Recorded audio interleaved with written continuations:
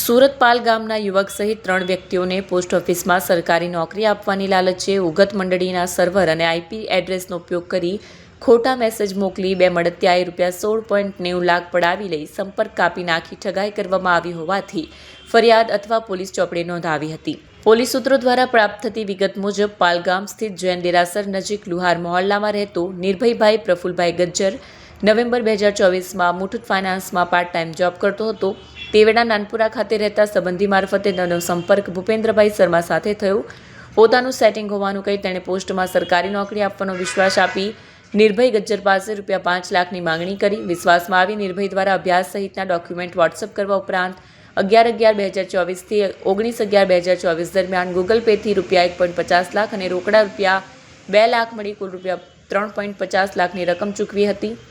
ત્યારબાદ 15 દિવસમાં ભાટપોળ પોસ્ટ ઓફિસમાં બ્રાન્ચ પોસ્ટમાસ્ટર તરીકે નિમણૂકનો ઓર્ડર આવી જશે કહી વોટ્સએપ પર લિંક મોકલી ટેસ્ટ આપવાનું સેટિંગ કરી દીધું છે, જે વિવિધ બહાના બનાવી નિર્ભયને ધક્કે ચડાવ્યો હતો। અંતે નાણાં પરત માંગતા ₹25,000 પરત કરી બાકીના ₹3.25 લાખનું કોરા કાગળ પર લખાણ આપી મળતિયા બ્રિજેશ પટેલને પૈસા આપ્યા છે કહી બ્રિજેશનો મોબાઈલ નંબર મોકલ્યો હતો, પરંતુ તેનો નંબર બંધ આવતો હતો। બાદ તપાસ હાથ ધરવામાં આવતા બંને મળતિયા દ્વારા અન્ય ધ્રુવભાઈ પાસેથી ₹6.25 લાખ તેમજ મિતભાઈ પાસેથી ₹7.15 લાખ મળી કુલ ₹16.90 લાખ પડાવી લઈ ઉગત વિભાગ કાર્યવાહી સહકારી મંડળી લિમિટેડના સર્વર અને આઈપી એડ્રેસનો ઉપયોગ કરી ખોટા પોસ્ટ ઓફિસને લગતા મેસેજ બનાવી ઠગાઈ કરવામાં આવી હોવાની જાણકારી સામે આવી હતી। અંતે નિર્ભય દ્વારા ગતરોજ ત્રણેય યુવકો સામે ₹16.90 લાખની ઠગાઈ કરવા મામલે અથવા પોલીસ મથકમાં ભૂપેન્દ્ર શર્મા અને મળતિયા બ્રિજેશભાઈ પટેલ વિરુદ્ધ ગુનો નોંધી બેની ધરપકડ કરી હતી।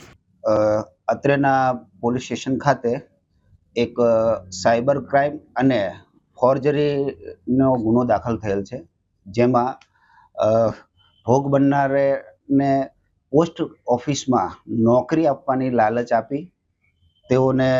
નોકરીના ખોટા મેસેજો આપને ઓર્ડર મળી જશે એવા મેસેજો કરી તેમજ વેબસાઇટ ઉપર ઓનલાઈન ટ્રેનિંગ લઈ અને તેઓની પાસેથી નોકરી આપવાના બહાને 16,90,000 જેટલી રકમની છેતરપિંડી કર્યાની ફરિયાદ દાખલ થયેલ, જે આધારે બે આરોપીઓ છે હાલ બ્રિજ અને ભૂપેન્દ્ર। બ્રિજ નવસારી ખાતેનો રહેવાસી છે, તે બી ઇલેક્ટ્રોનિક કરેલું છે, તેણે પોતે સોફ્ટવેર એન્જિનિયર છે, વેબસાઇટ ડેવલપિંગનું પણ કામ કરે છે અને અગાઉ તે ઉગત સેવા સહકારી મંડળી નવસારી ખાતે કોન્ટ્રાક્ટ બેઝ ઉપર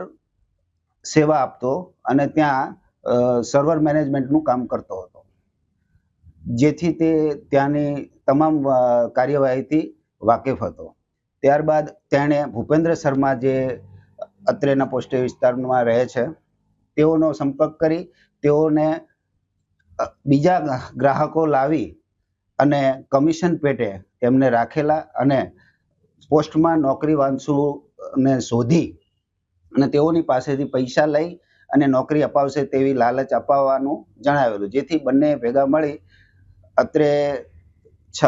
3 જેટલા ફરિયાદીઓ આવેલા, જેઓનો આધારે ગુનો દાખલ કરેલ છે અને તપાસ દરમિયાન બીજા અન્ય 12 જણા ભોગ બનનાર જણાઈ આવેલ છે, જે ટોટલ હાલ 44,40,000 જેટલું